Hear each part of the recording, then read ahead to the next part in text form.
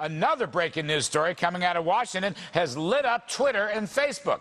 Congressman Ron Paul and Barney Frank will be introducing a bill that would end marijuana prohibition.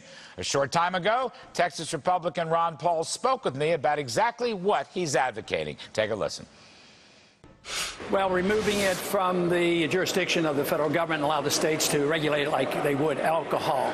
And, you know, this seems to be strange for a lot of people, but, you know, I'm only going back to 1937 where that's the way it was handled. The states always did this, and I'm motivated strongly also because the states legalize it for the use of medicinal purposes, and it is helpful for people who have cancer and are getting chemotherapy. So this is not a huge radical idea. It's something that was legal for a long, long time, and the war against marijuana causes so much hardship and accomplishes nothing. So I would say that marijuana, as far as causing highway problems, is minuscule compared to alcohol, and yet we knew prohibition of alcohol was very bad. So this is just getting back to a sensible position on how we handle difficult problems, and for me it should be the states. All right, let the states regulate, and yes, I agree with that. That's a free market position. It's a 10th Amendment position. Mr. Paul, one of the debates, though,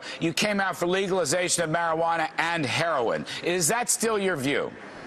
Well, you know, I've never used the word heroin in my life when I talk about legalizing freedom of choice. And that one, too, was once legal. And, you know, I concluded that argument, and they sort of got the point when I said, when they were making a big deal, you know, your freedom philosophy means somebody, you know, could use heroin. I said, you know, if tomorrow we legalized heroin, how many of you in this audience would use heroin? Of course, nobody would. So, you know, it's a moot point. It's how you regulate things, and whether or not this $1 trillion we spent on the war on drugs, really since the early 1970s, the modern-day war on drugs started with Richard Nixon, and it's a catastrophe, just as prohibition of alcohol was a catastrophe.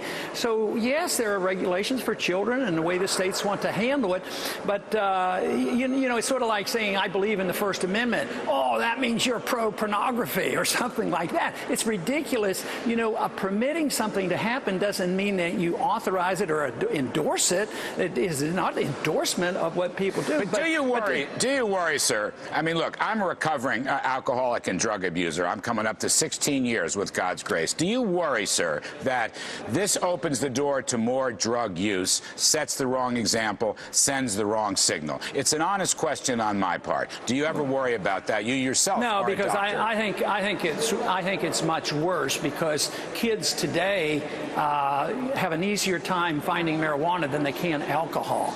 And how many cases of drug addictions were prevented by the laws? Do the laws really do it? Would it putting you in prison for about 5 years? Do you think that would have helped you?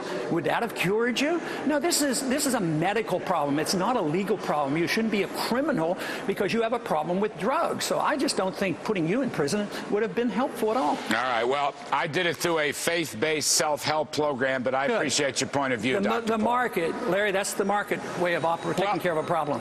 Yes, and I do, and I want to agree with you on why the states should have the jurisdiction on this and so many other things. Right. I think that's exactly the right position. We should be very consistent. I got to go.